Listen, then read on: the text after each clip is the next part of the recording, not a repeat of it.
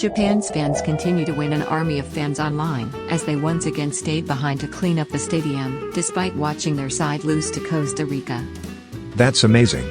Japanese fans were devastated after Costa Rica's Keisha Fuller stole all 3 points. However, while many football fans would have been distraught, Japan's fans once again showed their class by staying behind to clean up the stadium. The Japan fans gathered widespread support after they were pictured cleaning up not only for their own match, but also during the World Cup opener. Incredible images showed fans holding up bags inside the stadium before the match, that they would later use to pick up the rubbish in the stands after.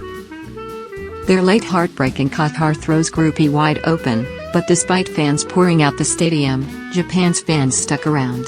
The admirable move in the sweltering Qatar heat has been widely commended yet again.